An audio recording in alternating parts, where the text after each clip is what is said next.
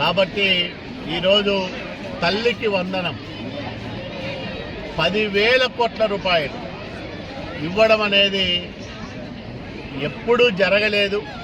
67 లక్షల మంది విద్యార్థులకు ఈ సౌకర్యం కలుగుతూ ఉండడం వల్ల ఆ తల్లుల్లో వ్యక్తమవుతున్న ఆనందం వర్ణించడానికి అక్షరాలు సరిపోవు.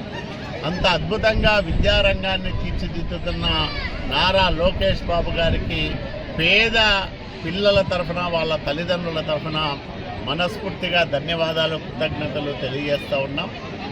నారా లోకేష్ బాబు గారు విద్యాశాఖ మంత్రిగా బాధ్యతలు స్వీకరించిన తర్వాత 16,347 ఉపాధ్యాయ పోస్టులను ప్రభుత్వం ఏర్పడ్డ 150 రోజుల్లోనే భర్తీ చేయడం ఒక రికార్డు అయితే, దాదాపు 1700 కేజీబీవీ పాఠశాలల్లో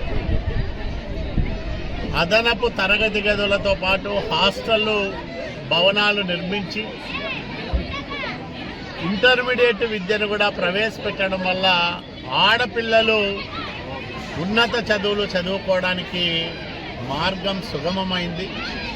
పిఎం శ్రీ పథకాన్ని రాష్ట్రం వినియోగించుకుంటున్న విధానం అద్భుతం. కేంద్ర ప్రభుత్వ నిధులను సద్వినియోగం చేసుకోలేని గత ప్రభుత్వాల వైఫల్యాల నుంచి ఈరోజు పిఎం శ్రీ నిధులను వినియోగించుకుంటున్న తొలి రాష్ట్రంగా ఆంధ్రప్రదేశ్ రాష్ట్రం భారతదేశంలో నిలవడం గొప్ప స్ఫూర్తిదాయకమైన విద్యా ప్రయాణంగా మనం పేర్కొనాలా. దానికి శాశ్వతమైన భవనం నిర్మిస్తాం.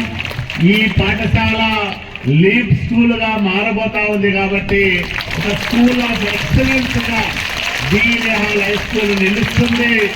అత్యున్నతమైన విద్యా ప్రమాణాలతో ఈ ప్రాంగణమంతా వెలుగొందుతుంది. ఉపాధ్యాయులకు, హెడ్ మాస్టర్ గారికి, ఎంఈఓలకు అందరికీ కూడా నేను పదే పదే కోరుతున్నా,